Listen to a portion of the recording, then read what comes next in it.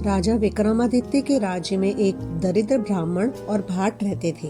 वे कभी किसी के प्रति कोई शिकायत नहीं रखते थे। वे अपनी गरीबी को अपना प्रारब्ध समझकर सदा खुश रहते थे तथा सीमित आय से संतुष्ट थे। सब कुछ ठीक चल रहा था, मगर जब भाट की बेटी विवाह योग्य हुई तो भाट की पत्नी को उसके विवाह की चिंता सताने लगी।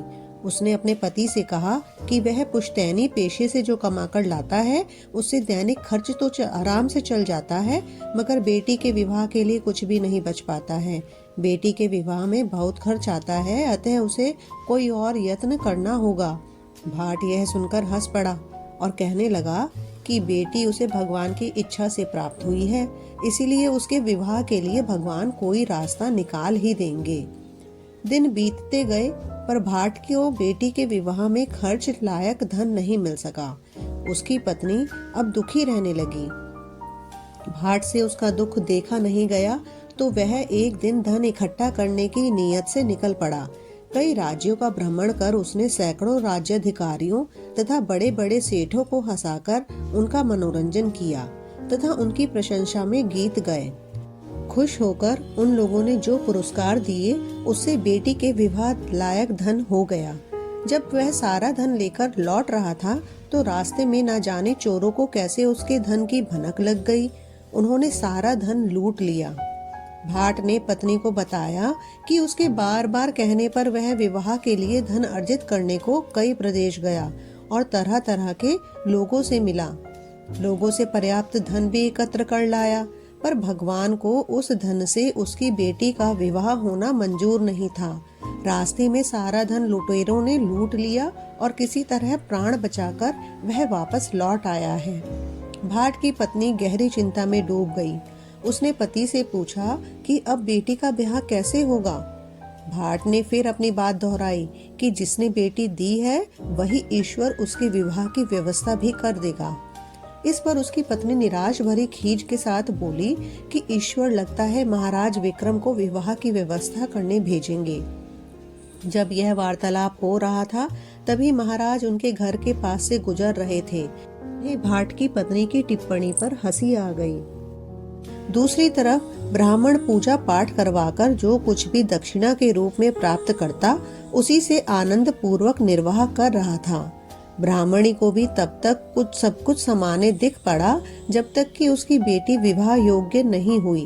बेटी के विवाह की चिंता जब सताने लगी तो उसने ब्राह्मण को कुछ धन जमा करने को कहा, मगर ब्राह्मण चाह कर भी नहीं कर पाया। पत्नी के बार बार याद दिलाने पर उसने अपने यजमानों को घुमा फिराकर कहा भी, मगर किसी यजमान ने उसकी बात को गंभीरता पूर्वक नहीं लिया।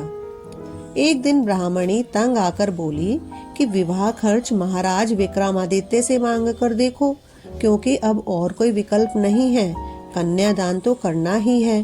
ब्राह्मण ने कहा कि वह महाराज के पास जरूर जाएगा। महाराज धन दान करेंगे तो सारी व्यवस्था हो जाएगी। उसकी भी पत्नी के साथ पूरी बातचीत विक्रम ने सुन ली, क्योंकि राजा विक्रमादित्य अपनी प्रजा के साथ सुख दुख का पता लगाने के लिए कभी कभी वेश बदलकर घूमा करते थे तथा खुद सारी समस्या का पता लगाकर निदान करते थे। उसी समय वे उसके घर के पास से गुजर रहे थे। सुबह में उन्होंने सिपाहियों को भेजा और भाट तथा ब्राह्मण दोनों को दरबार में बुलाया। विक्रमादित्य ने अपने हाथों से भाट को 10 लाख स्वर्ण मुद्राएं दान की, फिर ब्राह्मण को राजकोष से कुछ 100 मुद्राएं दिलवा दी। वे दोनों अति प्रसन्न हो वहां से विदा हो गए। जब वे चले गए तो एक दरबारी ने महाराज से कुछ कहने की अनुमति मांगी। उसने जिज्ञासा की कि भाट और ब्राह्मण दोनों कन्यादान के लिए धन चाहते थे, तो महाराज ने पक्षपात क्यों किया? भाट तो 10 लाख और ब्राह्मण को सिर्फ 100 स्वर्ण मुद्राएं क्यों दी?